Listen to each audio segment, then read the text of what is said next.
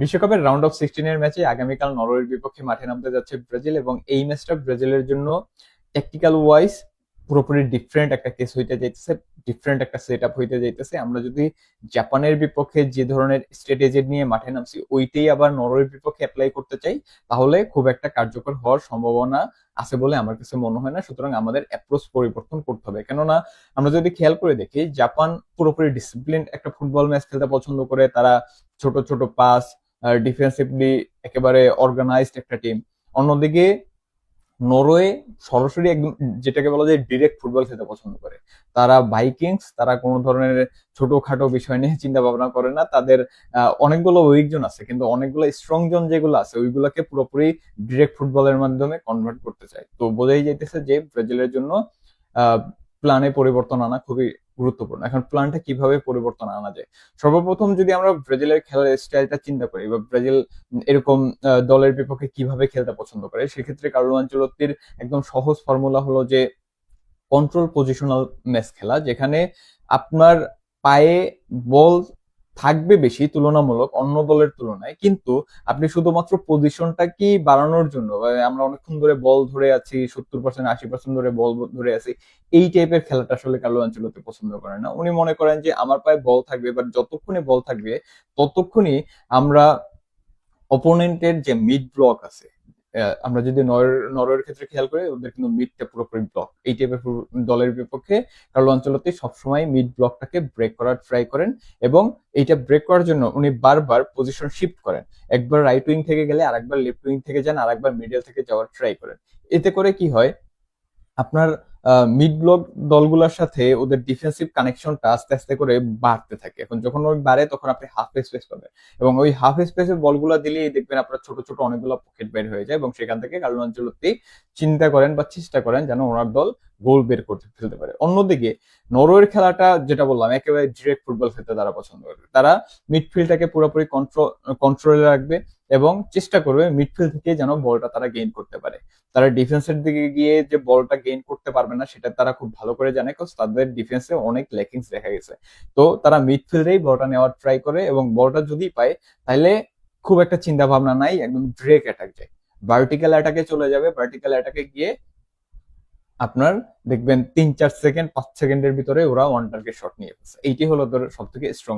So আমার কাছে মনে হইতেছে যে এই ম্যাচটাতে ট্রানজিশনাল কন্ট্রোল যে দল নিতে পারবে বা যে দল বেশি কার্যকর হবে সেই দলের সাফল্য পাওয়ার সম্ভাবনা সব থেকে বেশি। সো এখন আমরা একটু বোঝার ট্রাই করবো যে কার্লো আনচেলত্তি বা ব্রাজিল এই ম্যাচটাতে কোন কোন দিকে অতিরিক্ত ফোকাস দিলে এই যে ট্রানজিশনাল ব্যাটেল হইতে যাইতেছে এইখানে তাদের জয় পাওয়া সম্ভব বা ম্যাচটা নিজেদের কন্ট্রোলে রাখতে পারবে।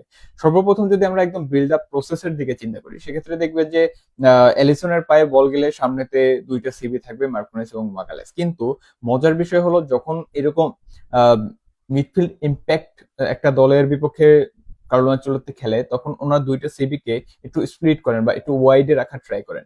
ওয়াইডে রাখার মূল কারণ হলো ক্যাসিমিরোর মতো যে ডিএম পজিশনে থাকবে, আমরা একদম সরাসরি নাম বলি, ক্যাসিমিরোর রোলটা থাকবে সে অনেকটাই নিচে নেমে আসবে, এবং নিচে নেমে এসে ব্রুনো গিমারেজের জন্য পাসিং লেন তৈরি করবে।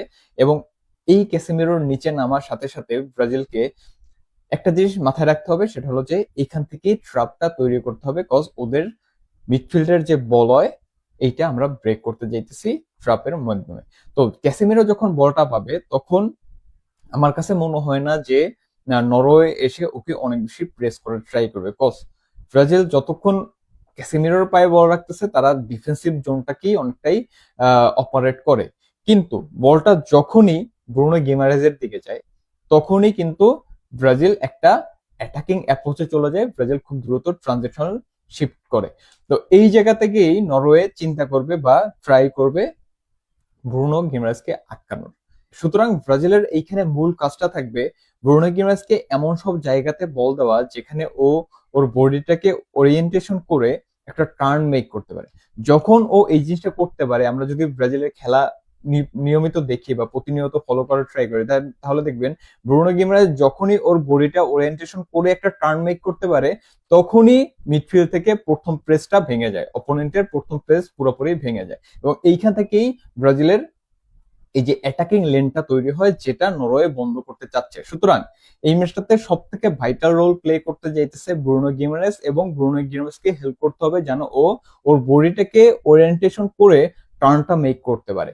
এই টার্নটা মেক করতে পারলেই আমাদের অ্যাটাকিং লেনটা বের হবে, আদারওয়াইজ এই অ্যাটাকিং লেন বন্ধ করার জন্য নরওয়ে সর্বোচ্চ চেষ্টা কিন্তু চালিয়ে যাবে। আবার যদি অ্যাটাকিং অ্যাপ্রোচের কথা চিন্তা করেন, দেখেন এই ম্যাচটাতে ভিনিসিয়াস জুনিয়র সব থেকে বড় রোল প্লে করতে যাইতেছে, এতে কোনো ধরনের সন্দেহ নাই। বিকজ আমাদের অ্যাটাক গুলো অনেকটাই এখন লেফট উইং বরাবর বা ওই জোনটাতে আমরা যত ওভারলোড করতে পারি ততই আমাদের অ্যাটাক ভালো হয়। কজ রাফিনিয়া নাই, বা আমাদের অন্য সাইডে যে উইঙ্গারকে খেলানো হইতেছে রয়ানকে, সেই রয়ান কিন্তু মূলত ম্যাচের ভিতরে স্টেবিলিটি দেয়। ওর কাজটা একেবারে যে গোলের ভিতরে যাবে, অ্যাপ্রোচে যাবে ওইরকম হয় না। তো এই জায়গাতে যে জিনিসটা করতে হবে যে Vinicius one v one situation যেন পায়। আমরা যদি খেয়াল করে দেখি যে নরওয়ের ডিফেন্সিভ লাইন যথেষ্ট নড়বড়ে, এবং এরা যখন দেখে যে খুব কুইক কাউন্টারে কোনো একজন ড্রিবলার আসতেছে যে অন বি অন সিচুয়েশনে খুব ভালো, তখন তারা আইদার কলাপস করে, সবাই মিলেই ভেঙে যায়, তাদের বলয় ভেঙে যায়, অথবা তারা ফাউল করে আপনাকে সেট পিস উপহার দেবে। সুতরাং আপনি আইদার সেট পিস পাইতেছেন ভিনিসিয়াসের ওই পজিশন থেকে, অথবা আপনি গোল পাইতেছেন, দুইটার একটা হইতে যাইতেছে ফর শিওর। কজ ওদের এই এই দুর্বলতা একেবারে দীর্ঘদিনের। তবে এই জায়গাতে একটা বলার মতো বিষয় হলো যে ডগলাস সান্তোসকে আমরা আগের ম্যাচে কিন্তু ভিনিসিয়াসের সাথে ফার্স্ট হাফে খুব একটা ভালো কোলাপ করতে দেখি নাই, কিন্তু এই ম্যাচে অবশ্যই অবশ্যই ডগলাস সান্তোসকে ওভারল্যাপ করতে হবে উইথ ভিনিসিয়াস জুনিয়র। ভিনিসিয়াস জুনিয়রকে দুইজন যদি মার্ক করে, তাইলে আমরা দেখছি জাপান ভিনিসিয়াসের কাছ থেকে আমরা খুব একটা ভালো ফিডব্যাক পাইতে দেয় নাই জাপানের যে ডিফেন্সিভ লাইন, কারণ ওরা দুইজন বা তিনজন সবসময় ভিনিসিয়াসকে মার্ক করতেছিল। কিন্তু এই ম্যাচটাতে যদি ডগলাস সান্তোস উপরে ওঠে, সেক্ষেত্রে দেখা যাবে কি ওদের যে ফুলব্যাক, ওই ফুলব্যাক, রাইট ফুলব্যাক আইদার ভিনিসিয়াসকে চার্জ করতে যাবে অথবা ডগলাস সান্তোসকে চার্জ করতে যাবে। এই যে টু বি অনেকটা সিচুয়েশন তৈরি করা, এইটা কিন্তু ভিনিসিয়াসের জন্য কাজটা আরো বেশি সহজ করে দেয়। দুইজন, একজন ফুলব্যাক একজন সিবি মিলে ভিনিসিয়াসকে আটকাতে গিয়ে যখন দেখবে যে ফুলব্যাক চলে যাচ্ছে ডগলাস সান্তোসকে আটকানোর জন্য বা ডগলাস সান্তোসকে মার্ক করার জন্য, তখন কিন্তু ভিনিসিয়াস আবার 1v1 সিচুয়েশনে পড়ে যাচ্ছে। সুতরাং এই যে ব্রাজিল 1v1 সিচুয়েশনে যাইতে চাইতেছে বা এইটা ব্রাজিলের জন্য ভাইটাল রোল প্লে হইতে যাইতেছে, সেজন্য সর্বপ্রথম যে জিনিসটা করতে হবে, ভিনিসিয়াসের সাথে সাথে ডগলাস সান্তোসকে ওভারল্যাপ করতে হবে। যদি ডগলাস সান্তোস কে অপোনেন্টের ফুলব্যাক চার্জ করতে আসে, তাহলে ডগলাস সান্তোস বলটা যদি ভিনিসিয়াসকে দিয়ে দেয়, ভিনিসিয়াস ইনসাইড রান মেক করতে পারবে, ইনসাইড কাট করতে পারবে। আবার যদি মনে করেন ভিনিসিয়াস কি ওরা দুইজন মার্ক করতে যায়, তাহলে আমাদের ডগলাস সান্তোসের জন্য ক্রস করার অপরচুনিটি বেড়ে যাবে, ও তখন ওয়াইড চ্যানেল থেকে ঢুকে ক্রস করতে পারবে, যে জিনিসটা কিন্তু জাপানের বিপক্ষে আমাদের অনেক বেশি কার্যকর হয়েছিল সেকেন্ড হাফে গিয়ে। সুতরাং এই ম্যাচটাতে ভিনিসিয়াসকে আমরা 1v1 সিচুয়েশন তৈরি করার জন্য সর্বোচ্চ যে জিনিসটা করবো সেটা হলো ওভারল্যাপ করাইতে হবে সান্তোসকে দিয়ে। আবার যদি খেয়াল করেন এই ম্যাচটাতে রায়ানের রোলটা কিন্তু যথেষ্ট গুরুত্বপূর্ণ বা ভাইটাল হইতে যেতেছে। আমরা যদি খেয়াল করে দেখি রায়ানের প্রোফাইলটা এমন যে বেসিক্যালি একজন টাচ লাইন উইঙ্গার না, ও অনেকটা ওয়ার্ক রেট উইঙ্গারের মতো, এবং এই টাইপের উইঙ্গারদের কাছ থেকে আপনি একটা উইং থেকে বলটাকে শিফট করা, কার্লো আনচেলত্তি যে জিনিসটা করতে খুবই পছন্দ করেন, যে একটা সাইড থেকে আমরা স্পেস ক্রিয়েট করে অপর সাইডে বলটাকে জেনারেট করব, যাতে করে ওই ছোট ছোট পকেট গুলা বাইর হয়ে যায়, সেকেন্ড স্পেস গুলাতে আমাদের প্লেয়াররা ঢুকে যেতে পারে। এবং এই জিনিসটা কার্লো আনচেলত্তি রয়ানের কাছ থেকে করাইতে পারতেছেন। আর একটা বিষয়, আমরা যখন দেখি ভিনিসিয়াস বলগুলো হারাচ্ছে, তখন কিন্তু ভিনিসিয়াস প্রথম প্রেসটা করে, এটা খুবই ভালো দিক যে ও প্রথম প্রেসটা করে, কিন্তু সেকেন্ড প্রেস থেকে ভিনিসিয়াস কিন্তু আর খুব একটা ইনভলভ হয় না। এই জায়গাতে গিয়ে আমরা যদি রায়ানের প্রোফাইলের দিকে তাকাই, ও দেখবেন বলগুলোকে শিফট করে, এট দ্য সেম টাইম যখনই বল হারায় ওই যে প্রেসিং শুরু করে, এই বান্দা প্রেস করতে করতে করতে একেবারে ডিফেন্সিভ লাইন পর্যন্ত চলে যায়। এই যে পুরো ম্যাচটাতে আমাদের একটা উইং জোন পুরোপুরি ওভারলোড হইলেও অন্য উইং জোন থেকে কুইক ট্রানজিশন গুলাকে আটকানোর ক্ষেত্রে একটা প্লেয়ার কন্টিনিউয়াসলি এফোর্ট দিয়ে যাচ্ছে, এইটা কিন্তু এই যে নরওয়ের মতো দলের বিপক্ষে খুবই ভাইটাল রোল হয়ে যায়। সুতরাং এই ম্যাচটাতে রায়ানের পারফরমেন্স কিরকম হয়, এইটা আমাদের জন্য খুবই একটা দেখার বিষয় থাকবে। এবং আমরা জানি যে দানিলো কিন্তু ওইভাবে ওভারল্যাপ করতে পারে না, বা ওভারল্যাপ করে ফেললেও খুব দ্রুত নিচে ব্যাক করতে পারে না, ওর পেসটা একেবারে হারাই ফেলছে। তো এই জায়গা থেকে ওর সাথে কোলাপ করা, ওকে হেল্প করা, এটাও কিন্তু রয়ানের বড় একটা ভূমিকা হইতে যেতেছে। সো ওভারঅল রয়ান এই ম্যাচটাতে আমাদের অবশ্যই টাইম লাইনে থাকবে। এবং আমরা যদি কুনিয়ার দিকে তাকাই, সেক্ষেত্রে কুনিয়া সবসময় আমাদের দলের জন্য যথেষ্ট ভাইটাল একটা রোল প্লে করে, কিন্তু এই ম্যাচটাতে ওর রোলটা আরো বেশি বড় হইতে যাইতেছে, কজ আমরা সামহাউ ভিনিসিয়াসকে 1v1 সিচুয়েশনে দেখতে চাই বা ফলাইতে চাই।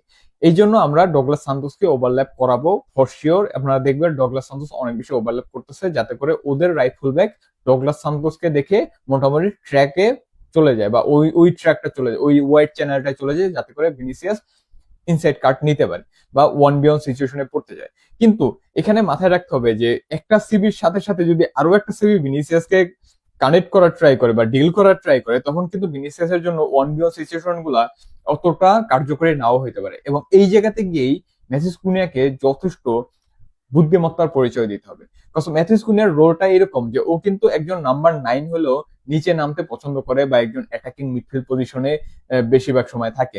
তো ও যদি এরকম বারবার নিচে নামে, বিটুইন দ্য লাইন বারবার ড্রপ করতে থাকে, তাহলেই ওদের যে ডিফেন্সিভ লাইন এইটা পুরোপুরি রিঅর্গানাইজ করা সম্ভব। কজ ওর সাথে সাথে ম্যাথিউস কুনিয়ার সাথে সাথে কিন্তু ওদের একটা সিবিও নেমে আসবে। আপনার যদি খেয়াল করে দেখি, একটা ফুল ব্যাক চলে গেছে ডগলাস সান্তোসের দিকে, একটা সিবি চলে আসতেছে মেসিস কুনিয়ার দিকে, শুধু একটা সিবি থাকতেছে ভিনিসিয়াস জুনিয়রের জন্য। হাইস্ট গেলে দুইটা, হয়তো আরো একটা ফুল ব্যাক এসে ওকে মার্ক করার ট্রাই করবে, এর বেশি না। সুতরাং ভিনিসিয়াসকে যে আমরা বারবার অন বি অন সিচুয়েশনে ফেলাইতে চাইতেছি, সেটা কিন্তু এই ম্যাথিউস কুনিয়ার যে বারবার ড্রপ করা বিটুইন দ্য লাইন, এইটা বড় একটা রোল প্লে করবে। আরো একটা জিনিস আছে, ম্যাথিউস কুনিয়া যদি বারবার ড্রপ করে, তাহলে ভিনিসিয়াসের সাথে স্পেস তৈরি হওয়ার সাথে সাথে আমাদের একটা লেট রান মেক করার জন্য স্পেস ক্রিয়েট হয়ে যাবে। এবং এই জায়গাতে গিয়েই কার্লো আনচেলত্তি মোস্ট প্রবাবলি দানিলোকে সিলেক্ট করবে। আমরা অনেকেই চাচ্ছে যে আমাদের মিডফিল্ডে যদি এডারসনকে খেলাই, সেক্ষেত্রে হালান্ডের কার্যকারিতা অনেকটাই কমাই ফেলতে পারবে, কিন্তু ওর কাছ থেকে কিন্তু আমরা অ্যাগ্রেসিভ বা এই অ্যাটাকিং জোনে খুব একটা হেল্প পাবো না। কারণ আমরা জানি ভাই, আমাদের এই ম্যাচটাতে প্রচুর গোল করতে হবে, গোল বের করতে হবে। যদি গোল বের করতে চান, এবং এই যে লেট রান মেক করার জিনিসটা, এইটা কিন্তু ব্রাজিল দলে সব থেকে ভালো পারে আমাদের দানিলো সান্তোস।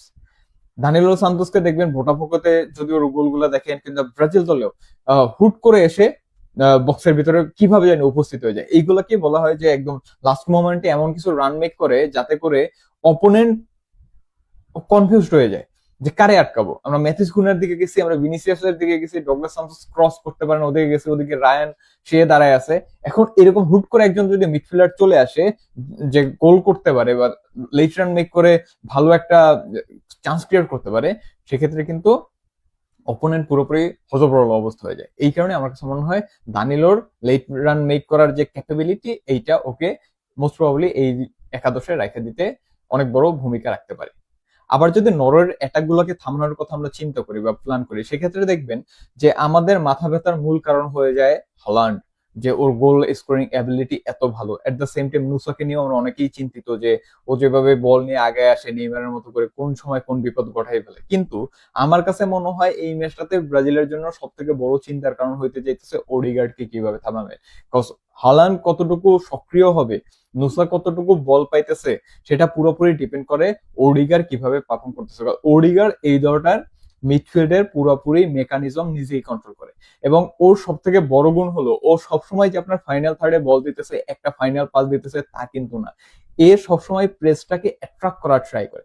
যখন আপনি প্রেসটাকে অ্যাট্রাক্ট করবেন, তখন কিন্তু অপোজিট সাইডে স্পেস ক্রিয়েট হয়ে যায়, এবং সেখান থেকে একটা ভালো অ্যাটাক বিল্ড আপ হইতে পারে। সুতরাং এই জায়গাতে ক্যাসিমিরোর সব থেকে বড় যে দায়িত্বটা থাকবে, সেটা কিন্তু শুধুমাত্র যে ওডিগারকে ট্যাকেল করে যাব, ওডিগারকে ফালাই দেবো, তা কিন্তু না। কারণ আপনি ওকে ট্যাকেল করতে গেলে অপোজিট যে সাইডটা সেটা খুলে যেতে পারে, কিংবা হালান্ড একটা ফাইনাল থ্রুতে বল পাই যেতে পারে। সুতরাং ক্যাসিমিরোর যে জিনিসটা করতে হবে, সেটা হলো ওর যে পজিশনাল অ্যাঙ্গেল, ওডিগারের পজিশনাল অ্যাঙ্গেল গুলাকে নষ্ট করতে হবে। আপনি যদি ওর পজিশনাল অ্যাঙ্গেল গুলা নষ্ট করতে পারেন, তাহলেই ওদের অ্যাটাক গুলাকে রুখে দেওয়া সম্ভব।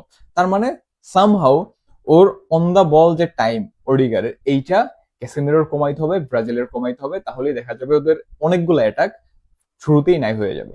আবার যদি হালান্ডকে থামানোর কথা চিন্তা ভাবনা করি, সেক্ষেত্রে কিন্তু আমাদের এই ম্যাচটাতে সিবির যে প্লেয়ারটা থাকবে এইটা যথেষ্ট গুরুত্বপূর্ণ রোল প্লে করতে হবে, এবং তাদের ভিতরে যে রিলেশনশিপ এটা পুরো ম্যাচটাতেই খুব স্ট্রং থাকতে হবে। কজ আমরা যদি খেয়াল করে দেখি, দেখবেন এরিয়ালের কথা বলুন, ফার্স্ট কন্ট্রাক্টের কথা বলুন, সব দিক থেকেই হালান্ডের সাথে ক্লাশ করতে যাবে আমাদের মাগালেস। এবং যখন মাগালেস ওকে চার্জ করতে যাইতেছে, তখন কিন্তু স্বাভাবিকভাবেই আমাদের সিবি পজিশনে একটা বড় ধরনের গ্যাপ তৈরি হবে, এবং এই জায়গায় এই গ্যাপটাকে পুরোপুরি কাভার আপ করার দায়িত্বটা চলে যাচ্ছে মার্কুনেসের দিকে। যদি মার্কুনেস এই জিনিসটা প্রপারলি করতে পারে তাহলে ফাইন, কজ আমরা যতবারই আর্সেনালের খেলা দেখছি, গ্যাব্রিয়াল যখনই হালান্ডকে চার্জ করতে যাচ্ছে, সালিবা কিন্তু ওই জোনটাকে মোটামুটি কাভার আপ করে বা করে থাকে। যখন করতে পারে না, তখনই দেখা যায় যে সেকেন্ড বল বলুন, লে অফ বলুন, এই জায়গা থেকে হালান্ড গোল করে ফেলে। সুতরাং এই ম্যাচটাতে সামহাউ আমাদেরকে এই যে কাভার আপ করার যে বিষয়টা, মাগালেসের পজিশনটা মার্কুনেস যেভাবে কাভার আপ করতেছে, সেইটা আমাদের পুরো ম্যাচটাতে মেনটেন করতে হবে। আদারওয়াইজ কিন্তু হালান্ড আমাদের বিপক্ষে যে কোনো সময় গোল করে ফেলতে পারে। আবার নরওয়ের এই অ্যাটাকগুলো থামানোর ক্ষেত্রে ব্রাজিলের রেস্ট ডিফেন্স খুবই গুরুত্বপূর্ণ একটা রোল প্লে করতে যাচ্ছে, তাতে কোনো ধরনের সন্দেহ নাই। কজ আমরা যদি খেয়াল করে দেখি, নরওয়ে কিন্তু ওয়াইড উইং থেকে তেমন একটা অ্যাটাক করতে পছন্দ করে না, বা তাদের খুব একটা গোলও বের হয় না। তাদের গোলগুলো আসে মূলত ওডিগার যখন একটা ফাইনাল ফরওয়ার্ড পাস দেয়, সেখান থেকে হালান্ড অনেকটাই বলা যায় ডিপলাইন একটা রান মেক করে, ওই জায়গা থেকে সে গোলে কনভার্ট করে। সো এই জিনিসটাকে যদি আপনি থামাতে চান, আপনার রেস্ট ডিফেন্সে ডেফিনেটলি তিনজনের একটা ব্যাকলাইন লাগবে। এবং আমার যতটুকু ধারণা, ভিনিসিয়াসের সাথে ওভারল্যাপ করার জন্য যেহেতু আমরা ডগলাস সান্তোসকে অনেকটাই উপরে ওভারল্যাপ করতে পাঠাবো, সেক্ষেত্রে আমাদের দানিলোকে অনেকে থার্ড সিবি পজিশনে খেলাইতে হবে। ওর যেহেতু পেস নাই, উপরে ওঠানোর কোনো প্রয়োজনীয়তা আমার কাছে মনে হয় না। রায়ান এই কাজটা খুব ভালোভাবে করবে বলে আমার অন্তত বিশ্বাস আছে। এখন এই লাইনটা মেক করার কারণ কি? কারণ হলো যে আমরা যখন ফার্স্ট কন্ট্রাক্টের জন্য হালান্ডের সাথে গ্যাব্রিয়েল চলে যাচ্ছে, আমি আগেই বললাম যে ওই পজিশনটা কিন্তু পুরোপুরি কাভার করতে হবে। এখন মার্কুনেসের নিজের একটা পজিশন আছে, এট দ্য সেম টাইম আর একটা কাভার আপ পজিশন আছে। দুইটাই যদি ওর এককভাবে ফালাইতে যান, আমরা জানি বড় হচ্ছে ম্যাচে ওর বিভিন্ন ভুল করার একটা প্রবণতা আছে। এই জায়গাতে যদি ওর পাশে আমরা দানিলোকে মোস্ট অফ দ্য টাইম সাপোর্টের জন্য রাখা দিতে পারি, তাহলে এই যে 3 ম্যান ব্যাকলাইন বা রেস্ট ডিফেন্স, এইটা কিন্তু ব্রাজিলকে অপোনেন্টের যে অ্যাটাক গুলো আসবে সেগুলোকে রুখে দেওয়ার ক্ষেত্রে খুব ভালো একটা ভূমিকা রাখবে বলে আমার কাছে মনে হয়। সর্বশেষ কথা বলতে চাই নেইমারকে নিয়ে। নেইমার এই ম্যাচে কতটুকু প্রভাব ফেলতে পারবে, বা নেইমারের প্রয়োজনীয়তা কতটুকু? দেখেন, আমার কাছে মনে হয় শুরুর একাদশে না থাকলেও সেকেন্ড হাফে এই ম্যাচে নেইমারকে খেলাইতে হবে, এবং নেইমার খুব বড় একটা ভূমিকা রাখতে যাইতেছে। কেন এই কথাটা বলতেছি? দেখেন, শুরুর দিকে আমরা ব্রুনো গিমারেজের মাধ্যমে ম্যাচের টেম্পোটা কন্ট্রোল করার ট্রাই করবো, কিন্তু যখন নেইমার মাঠের ভিতরে নামবে, তখন নেইমার কিন্তু ওই টেম্পো কন্ট্রোল করতে যাবে না। ও কি করবে? ও জাস্ট ক্রিয়েটিভিটির মাধ্যমে চেষ্টা করবে অপোনেন্টের যে লো ব্লক আছে, মিড ব্লক আছে, এগুলাকে ভেঙে ছোট ছোট স্পেস তৈরি করা, পকেট তৈরি করা, এবং ভিনিসিয়াস বলুন, কুনিয়াদের বলুন, ভালো কিছু চান্স ক্রিয়েট করা। এবং এই জায়গা থেকেই আসলে খেলাটা পজিশনাল কন্ট্রোল থেকে সরে এসে ইন্ডিভিজুয়াল ক্রিয়েটিভিটির দিকে চলে যাবে। আপনি যখন দেখবেন যে লো ব্লক হয়ে গেছে, তখন ইন্ডিভিজুয়াল ক্রিয়েটিভিটি খুবই গুরুত্বপূর্ণ হয়ে যায়, এবং সেইটা ব্রাজিল দলে নেইমার থাকায় আমাদের একটা বড় অ্যাডভান্টেজ হিসেবেই কাজ করবে বলে আমার কাছে মনে হয়। এবং নেইমারের যে ধরনের ক্যালিবার, ও যেভাবে ভীষণ নিয়ে ফুটবলটা খেলে, সেক্ষেত্রে আমার যতটুকু ধারণা, নেইমার যদি অল্প সময়ও পায় এবং ওই টাইমটাতে যদি 1 ঘন্টা চলে যায়, তারপরে অপোনেন্ট একটু ক্লান্ত হয়ে যাবে, নেইমারের ডিফেন্সিভ ডিউটিটাও একটু কম হবে, ও শুধুমাত্র খেলাটাকে প্রোগ্রেসের দিকে নিয়ে যেতে পারবে। এবং এই জায়গা থেকে আমার কাছে মনে হয় নেইমার খুব সম্ভবত গোল অ্যাসিস্ট বের করে ফেলতে পারবে। সো ওভারঅল যদি চিন্তা ভাবনা করি, তাহলে এই ম্যাচে আমাদের খেলার অ্যাপ্রোচ জাপানের বিপক্ষে খেলার অ্যাপ্রোচ থেকে পুরোপুরি ডিফারেন্ট হইতে যাইতেছে ফর শিওর। এটা নিয়ে কোনো ধরনের সন্দেহ নাই। এই ম্যাচটাতে ব্রাজিলের জন্য সব থেকে বড় যে চ্যালেঞ্জ, সেটা হলো আমাদেরকে যে পজিশন কন্ট্রোল বেস ফুটবলটা খেলতে দেওয়ার সুযোগ করে দেওয়া হবে, বা যতটুকু আমরা খেলার ট্রাই করব, এই জায়গা থেকে আমরা কতটুকু হাই কোয়ালিটির চান্সেস ক্রিয়েট করতে পারতেছি। যতটুকু চান্স আমরা ক্রিয়েট করতে পারবো, যত হাই কোয়ালিটির চান্স ক্রিয়েট করতে পারবো, আলটিমেটলি ওদের নরবরের ডিফেন্সটাকে আমরা ততই ভাঙতে পারবো। ভিনিসিয়াস, কুনিয়াদের জন্য গোল বের করাটা ততটাই সহজ হয়ে যাবে। অন্যদিকে আমরা যদি এরকম হাই কোয়ালিটি চান্স মেনটেন না করতে পারি, তাহলে দেখা যাবে ওদের মিড ব্লকে কম্প্যাক্ট একটা মিডে আমরা বারবার ধরা খাই যাইতেছি। এই জন্য আমাদের যে জিনিসটা করতে হবে, আমাদের বল সার্কুলেশন অব্যাহত রাখতে হবে। আমরা যে হাফ স্পেসে ওভারলোড করার কথা বললাম, সেইটা করতে হবে। এট দ্য সেম টাইম আমাদের ডিফেন্সিভ যে রেস্ট ডিফেন্সের একটা ভূমিকা, সেইটাও অব্যাহত রাখতে হবে। এইখানে যদি আমরা কোনোভাবে কেয়ারলেস হয়ে যাই তাহলে কিন্তু আমাদের ছোটখাটো ভুলের কারণেও নরওয়ে বড় ধরনের একটা শাস্তি আমাদেরকে দিয়ে দিতে পারে। সো অবশ্যই আমাদেরকে কেয়ারফুল থাকতে হবে এবং ডেফিনেটলি আমাদের ট্যাকটিক্স ওয়াইজ আগাইতে হবে। আমাদের দলের ভিতরে যে সামর্থ্য আছে, দল যেভাবে কামব্যাক করার মতো একটা মেন্টালিটি নিয়ে খেলতেছে, তাতে আই বিলিভ যে আমরা যদি প্ল্যান ওয়াইজ খেলতে পারি তাহলে এই ম্যাচটা খুব একটা কঠিন হওয়া উচিত না। That's it. সবাই ভালো থাকবেন, সুস্থ থাকবেন। আল্লাহ হাফেজ।